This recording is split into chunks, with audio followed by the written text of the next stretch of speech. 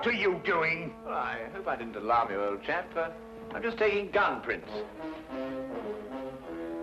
This is the end. This time you've gone too far, Holmes. You can't turn this place into a shooting gallery. Gun prints. Have you ever seen a gun print? I've never even heard of a gun print. You'll kill somebody one of these days, Holmes. Parliament ought to pass a law against people like you. Well, of course, gun print's just the name I've given it. Actually, it's the marks on the bullet left by the rifling in the gun barrel. Ah! Yeah, would you like to look at these two bullets under the magnifying glass? You'll observe that they have different markings because they were fired by different guns. I'm not interested, not in the least interested. The police will be here in a minute. But you should be interested, Watson. You're interested in saving lives, aren't you? Of course, but... Well, look, this very little experiment may very well save a life someday. How can firing bullets from here into... Wait a minute. Take the case of a man who is accused of murder. I'd rather not. The prosecution claimed that the bullets were fired from his gun. They probably were. The man was guilty. I can see it all. Yes, but if it can be proved that it was impossible by the markings, then an innocent man's life could be saved. That's all very well and good, Holmes, but this flat is not the place to conduct these sort of experiments. How would you like it if I started to practice my surgery in the bathtub or on the kitchen table? Could you manage it in the bathtub, do you think? No, I give up. And now, if you're not keeping this appalling smell for experimental purposes, I will, with your permission, open the door. Holmes, I told you. I knew you'd gone too far. Now you have shot somebody. Well, if I have, I shall have to certainly correct those guns for drift. Oh, that's fantastic. He seems to have some breath in him still. No fault of yours if he has. Now, help me with him before somebody sees him. Really, firing off revolvers, brewing poison, frightening people. It's more than a man can stand, Holmes. Really, more than a man can stand. Am I wounded badly, please? I'm a poor man. I can't afford a hospital. No. You'll be all right in a minute. You've just fainted from something. Something, you say? Didn't you hear what happened? I was outside, about to knock at your door, when suddenly I was attacked. Someone turned a revolver loose on me, bullets flying everywhere. I tried to fight back bravely, but there were too many of them, 6 or 7 at least, all firing guns. I'll get you a glass of brandy. Oh, thank you. You'd better call the police. They may try it again, whoever they are.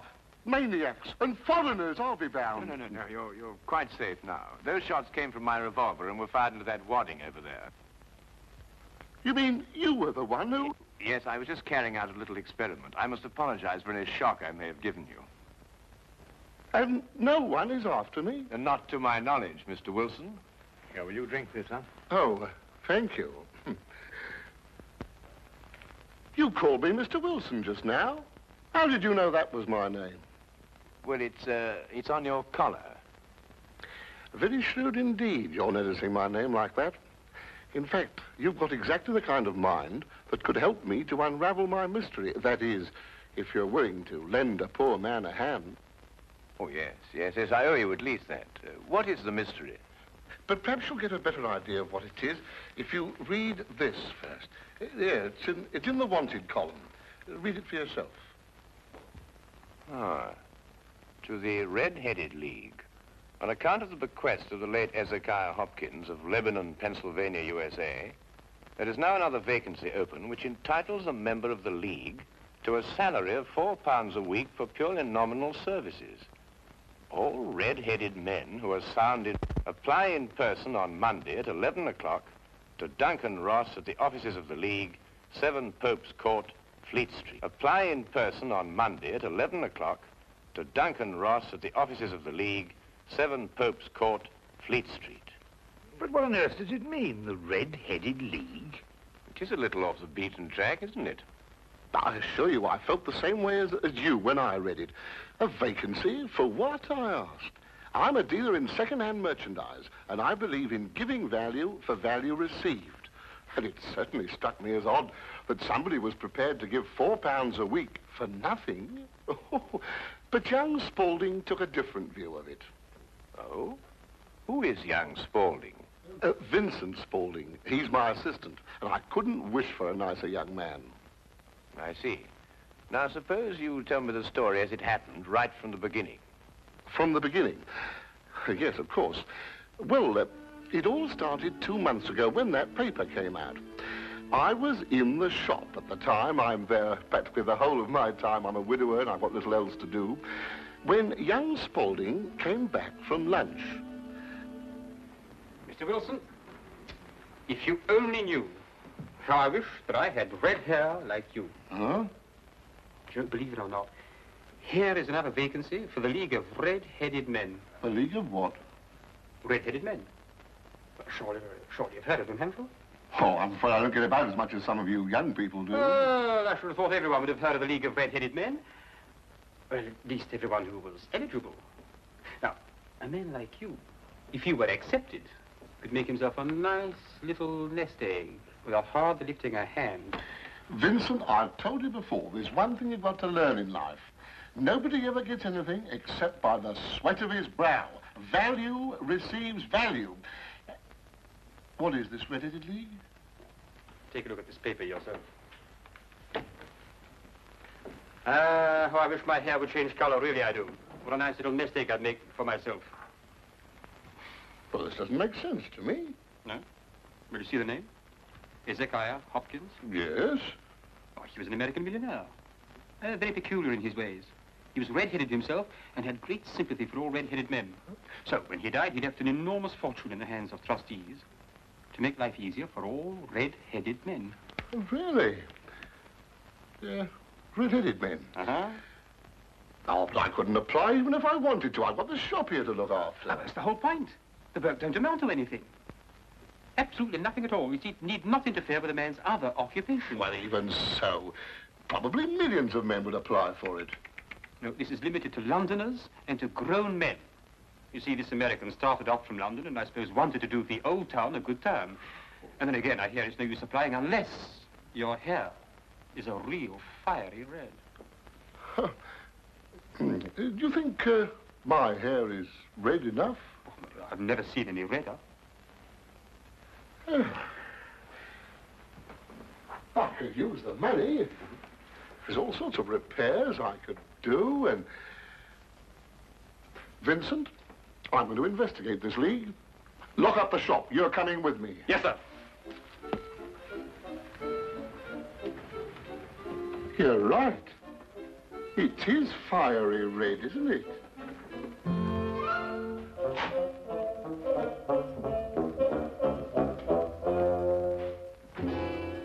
Let me handle everything. All right. Stand back, everybody. This is Mr. Hopkins' son. Go on, step back, or he'll see that you don't get interviewed at all.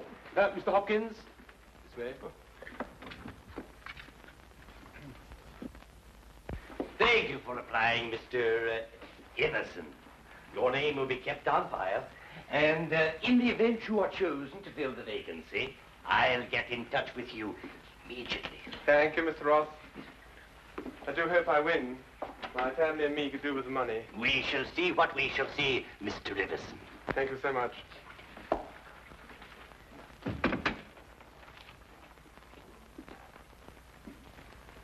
Are you the next applicant? Yes, this is Mr. J.B.S. Wilson. Your search is over. He's willing to fill the vacancy. Will you sit down, Mr. Wilson?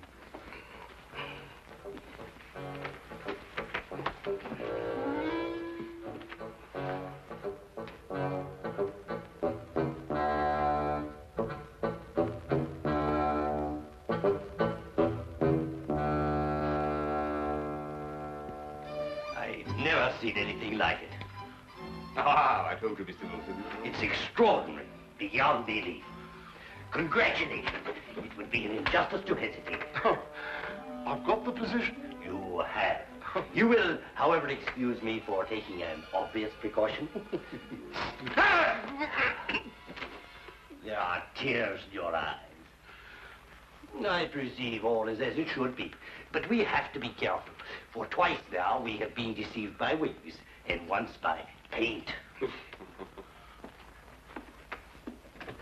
I'm sorry the vacancy has been filled, but thank you one and all for coming. Get on, John, no, come on. My name is Duncan Ross. I'm one of the trustees in charge of the fund left by your noble benefactor. When shall you be able to embark upon your new duties? Oh, well, almost any time, I suppose. Though I should mention that I have another business which will require some of my time. Oh, so long as you're free to be here between the hours of 10 to 2, there'll be no objections. Easy enough, Mr. Wilson. There's very little business during those hours, and what there is, well, I could take care of. Oh, thank you, Vincent. I appreciate that. And what is the work? Copying the encyclopedia. Oh, The Encyclopedia Britannica. You will provide your own pen, ink, and blotting paper, and copy it down word for word. Is that agreeable? well, yes. Our only demand is that you remain in the office, or at least in building, during working hours. If you leave, you forfeit your position forever. The will is very clear from that point. Well, it's only 4 hours a day. I shouldn't think of leaving. No excuse will avail, neither sickness, nor business, or anything else. Here you must stay or lose your billet. I quite understand. Then, goodbye, Mr. Wilson. And again, let me congratulate you. Oh, thank you, sir. Thank you. The Encyclopedia Britannica. Ah, you'll do a wonderful job of it, Mr. Wilson. I'm sure you will.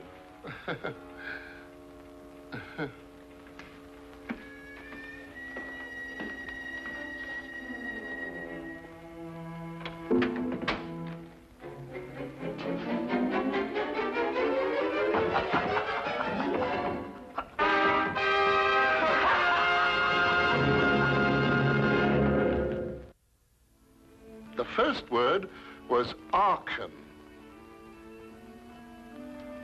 At the end of 8 weeks, I'd finished the A's and begun the B's. For this, Mr. Ross rewarded me every Saturday with 4 golden sovereigns. Yesterday morning, however, I got a staggering blow indeed.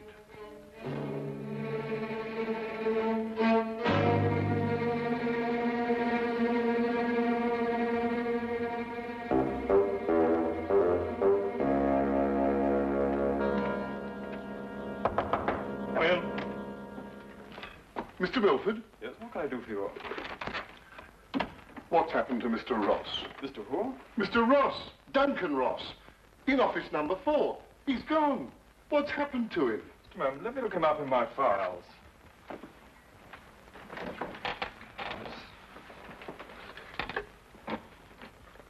Are you a customer of this, Mr. Ross? I work for him. That is, I did up until this morning.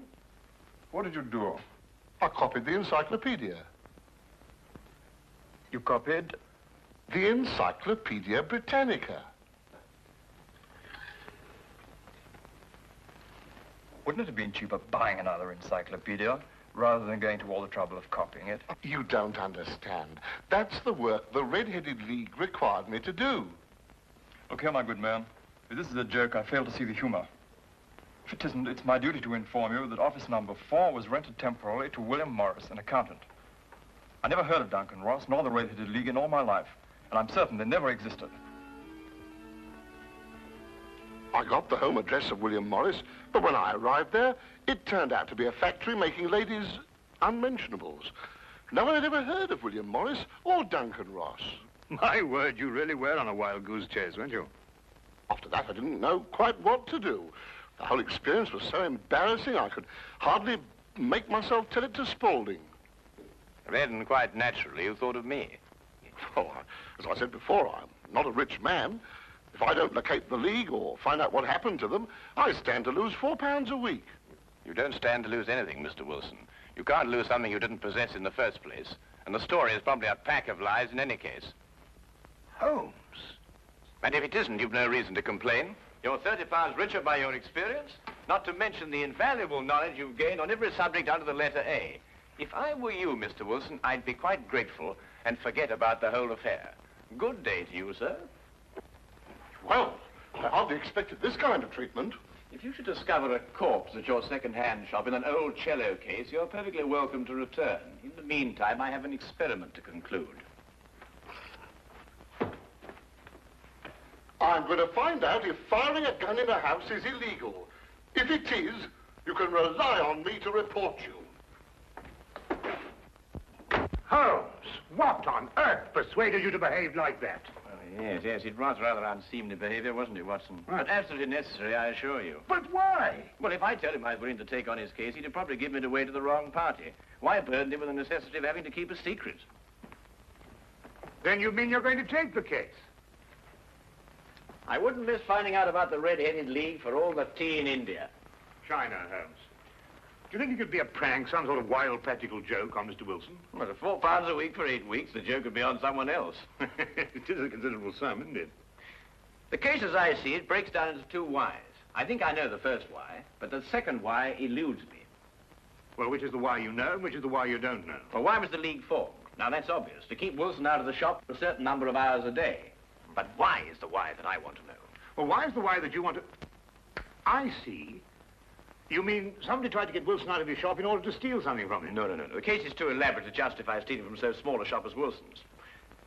No, the reason is bigger than that. Bigger than any of us might imagine. Now, you're not going to start shooting again, Holmes. No, but I'm going to take this with us. Us? Yes, you're interested in the case, aren't you? I'm a doctor, Holmes. Well, all the better if someone should get hurt.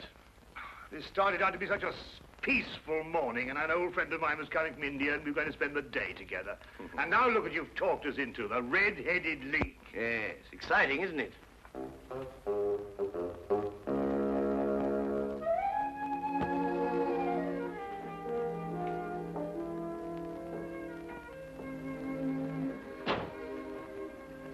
Seems to be nobody here. I wonder where he could be. I'll be right with you, gentlemen.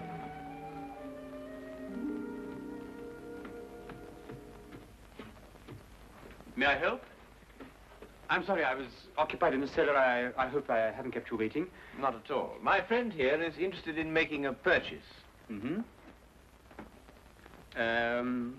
Anything in particular? I think well, you never know what you might... Oh, what's that? That? Yeah. That is a... Oh, yes, this is fascinating. This is the essential part of the structure of a wild boar trap. No, really? Yes. By Jove, a wild boar trap, eh? How very interesting. No, and a very fine specimen as wild boar traps go. Yes, oh, indeed. yes, a very fine... Oh, indeed, reminds me of my day. There we were, all lined out in a row, as far as the eye could see. Yes. Down the hill came the enemy, and the Battle of Royal Burnop was on. Yes, if you excuse me... There we were, outnumbered 112 to 1. That was from the count after the battle, as you understand. Yes, I'll say perfectly. Charge, they shouted, as down the hill they came, the hordes of heathen, at 112 to 1. And from that moment I became a collector, and I've been a collector ever since. You understand that, of course. Oh, yes, but that is a quite perfectly natural reaction. It's 1 o'clock. It's 1 o'clock. What? Yes, 1 o'clock. Our engagement with the Colonel. The Do you Colonel? remember? The one who led you in the charge. Oh, of course, yes. Well, I hope you'll keep that for me, will you? Well, there's been a fearful run on wild boar traps lately, but I'll do my best. Thank you, thank you. Thanks so much. Good afternoon. Well, what did you discover? The knees of Spaulding's trousers show considerable wear. What does that mean? That's a great deal. Let me have your stick for a minute. What are you doing? Well, no time to explain now, but a considerable crime is in contemplation. And since today is Saturday, we may have some difficulty in preventing it. What kind of a crime? A bank robbery. What? Shh. Meet me at the side entrance of the Westminster County Bank at 10 o'clock sharp. Yes, is that the bank that's going to be... Yes. At 10 o'clock sharp, remember?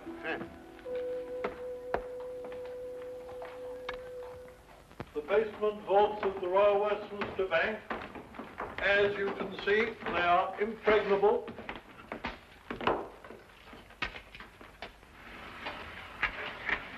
Why are you so sure that the bank's going to be robbed, Holmes? Because the knees of a man's trousers were badly worn.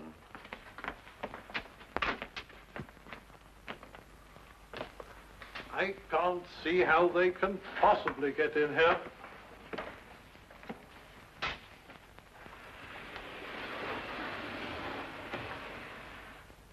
Is that the gold? Yes. We had occasion some months ago to strengthen our reserves, and so we borrowed 30,000 Napoleons from the Bank of France. Word must have leaked out, if Mr. Holmes' deductions are correct. Gentlemen, we must prepare ourselves. As soon as Mr. Wilson goes to sleep, they will make attempts to get in. Who are they?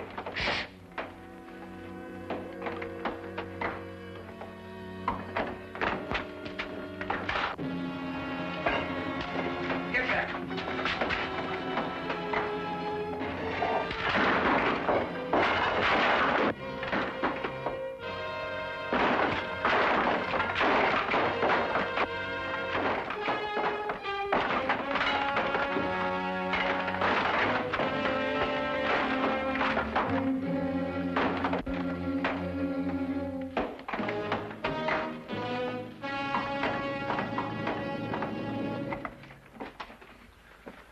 It's all right. Hey, jump! All right. All right, Spaulding, your bank-robbing days are over. So I see. I fancy my pal got away all right, though. There are 3 policemen waiting for him at the other end. You seem to have done things very, very, very neatly. I must compliment you. But I feel obliged to reciprocate. Your red-headed league was very inventive indeed. Here. You were the one who came into the shop this afternoon. You came with... With me. Ah. I thought there was something very, very queer. You don't look like a collector at all. They helped to collect you, didn't they? I think you'd better come along with me.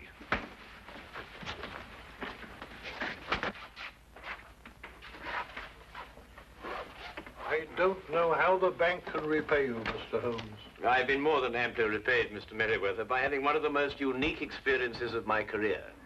However, there is one thing you could do for me. Name it. Well, it's... Anything, Mr. Holmes? I'm a regular depositor at your bank, Mr. Merriweather, and I should be eternally grateful if you could do something about your pens. I've yet to find one of them that worked. Come along, Watson.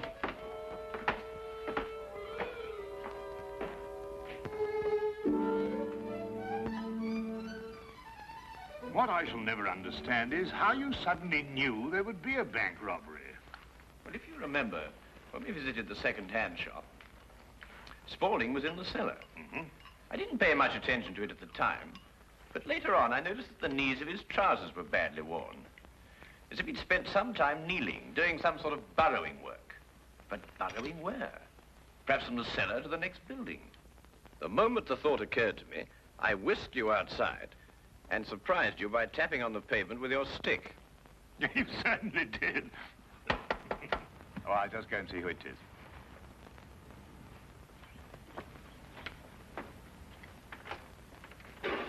Hello, come on in, Inspector. How are you? Dr. Watson. I hope it's not too late to make a call. Of course not. Come right on. Well, I saw the light was on, and I just thought I'd drop in. Ah, how are you, Inspector? Now, make yourself at home. Oh, Draw up a chair. Thank you very much indeed. Cup of tea? Yes, please. Well, by the time the newspapers come out with a report of your exploits tomorrow, Holmes, you'll be a hero. Oh, well, I shall try and remain humble through it all. Yes, the whole of London, except, of course, Mr. Wilson. Unless I miss my guess, he wants me still to arrest you. Arrest me? What for? Well, he didn't like the way you treated him last night, you know. And then, of course, he complains that... Oh, no, it's too ridiculous. Still, I think you'd enjoy hearing about it. He claims that you were firing a revolver in this house. You know it's against the law, don't you? But who in their sober senses would do such a thing? Yes, it does sound very implausible, doesn't it? Yes, that's exactly what I told him. I mean, people just don't do things like that, do they?